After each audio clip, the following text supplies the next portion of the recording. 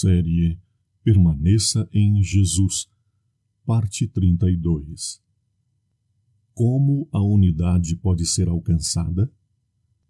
A unidade dos discípulos é alcançada por Cristo vivendo neles, por meio do Espírito Santo.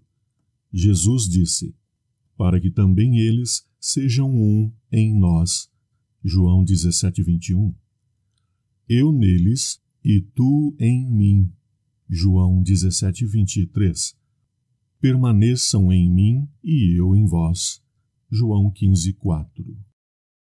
O apóstolo Paulo diz assim, Cristo em vós, esperança da glória. Colossenses 1:27. Já não sou eu quem vive, mas Cristo vive em mim. Gálatas 2:20. Assim, a unidade é possível quando Cristo está em você e em mim. Não é possível sem sermos cheios do Espírito Santo. Então, só assim podemos ser bons uns aos outros. Ellen White escreve, devemos procurar sinceramente ser do mesmo parecer e ter o mesmo propósito. O batismo do Espírito Santo e nada menos pode conduzir-nos a essa condição. Pela renúncia pessoal, preparemos o coração para receber o Espírito Santo, para que seja efetuada uma grande obra em nós. E recebereis poder, página 318. Em outro lugar ela escreve, quando o povo de Deus é um, na união do Espírito, todo o farisaísmo, toda a justiça própria, que foram o pecado da nação judaica, serão expelidos de todos os corações.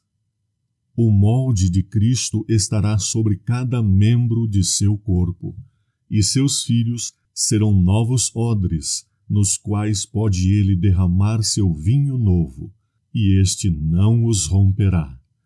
Deus revelará o mistério oculto desde todos os séculos. Ele revelará quais são as riquezas da glória deste mistério entre os gentios, que é Cristo em vós, esperança da glória. Mensagens Escolhidas 386. Eles encontraram a unidade. Esta é uma segunda experiência que vivemos com outra comunidade do nosso distrito pastoral. Meu predecessor disse, você precisa de muita coragem para esta igreja, porque você está entrando em um verdadeiro campo minado. Rapidamente, percebemos que as tensões eram muito altas. Houve brigas, divisões, ferimentos e rancor. Explosões emocionais descontroladas e ataques pessoais cobriram toda a comunidade com uma nuvem escura. Foi triste ver como os membros da igreja estavam emaranhados em uma teia de falta de perdão e não perceberam eles, não conseguiam se entender por conta própria. Depois que os grupos em casas foram fundados, o livro Passos para o Reavivamento Pessoal foi distribuído para estudo nestes grupos. Os membros responderam positivamente e ficaram muito gratos por este livro. Aqui também os membros começaram a realizar os 10 dias de oração e jejum individualmente. Finalmente foi expresso o desejo de fazer juntos como uma igreja. As reuniões ocorreram novamente às 4h da manhã. No início, não havia muitos participantes, mas gradualmente mais juntaram-se ao grupo e houve uma atmosfera espiritual maravilhosa, pacífica. Alguém percebeu que Deus estava trabalhando. Ele milagrosamente preparou a igreja para o passo final, que foi tão difícil, o passo para o verdadeiro perdão. Por fim, o muro caiu e uma pessoa após a outra implorou perdão publicamente. Outros estavam se dirigindo diretamente à pessoa com quem estavam discutindo e pediram perdão. Eles se abraçaram, lágrimas correram, os rostos tristes ficaram felizes novamente e o amor voltou ao coração de todos. É sempre uma experiência maravilhosa de ver e de experimentar. Só Deus pode guiar as pessoas através do seu Santo Espírito. Há esperança para os campos minados. Capítulo 5, parte 2. Quais mudanças em nós nos fazem testemunhas? Como o reavivamento gera missão? Como Cristo vive em mim? Uma explicação pode ser encontrada em Efésios 3, 16 e 17. Oro para que, com as suas gloriosas riquezas, Ele os fortaleça no íntimo do seu ser com poder, por meio do seu Espírito, para que Cristo habite no coração de vocês mediante a fé, arraigados e alicerçados em amor. Como observamos antes, Cristo vive em nós por meio do Espírito Santo, uma vez que nosso ser interior é renovado dia a dia. Segundo aos Coríntios 4,16. É importante renovar a nossa entrega a Jesus a cada manhã e pedir a Ele pela fé, de preferência reivindicando uma promessa como a de Lucas 11,13, para sermos cheios do Espírito Santo. A unidade de indivíduos com Cristo faz com que os discípulos fiquem mais próximos uns dos outros. Assim, nosso estar em Cristo é a base para a unidade. A unidade é um dom que é concedido aos crentes por Cristo, vivendo neles. João 17, 22 e 23. Portanto, a unidade começa com cada indivíduo. Que efeito isso tem sobre nós quando Jesus vive em nós? Existem 3 efeitos principais de Jesus vivendo em nós: o fruto do Espírito, os dons do Espírito e a capacidade de testemunhar.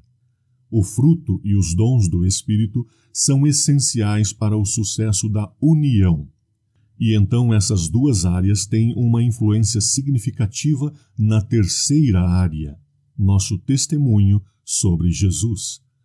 Nossa transformação pessoal é um pré-requisito para nosso testemunho e nossa unidade como discípulos. O comportamento resultante é usado pelo Senhor para atrair pessoas não salvas e para nos capacitar a testemunhar. Por meio do nosso testemunho, nos tornamos colaboradores de Jesus, porque Ele veio buscar e salvar o que se havia perdido. Lucas 19, 10. Na próxima parte, analisaremos mais detidamente as 3 áreas das quais falamos anteriormente: o fruto do Espírito, os dons do Espírito e o testemunho de Jesus em nós. Do santo amor de Cristo, que nunca tem igual, de sua imensa graça, sublime divinal, da celestial clemência, profunda mais que o mar, do amor tão puro e santo, eu sempre hei de cantar.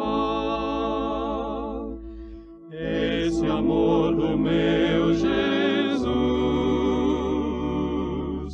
dia a dia cresce mais, santo, inefável, terno, incomparável, vida e força ao homem traz. O é sempre conforto para mim. Dirige incautos filhos, no bem até ao fim. E quando enfim em glória seu rosto eu possa ver, pra sempre de louvá-lo, louvá-lo com prazer. Esse amor do meu Jesus, dia a dia cresce mais. Santo, inefável, terno, incomparável, vida e força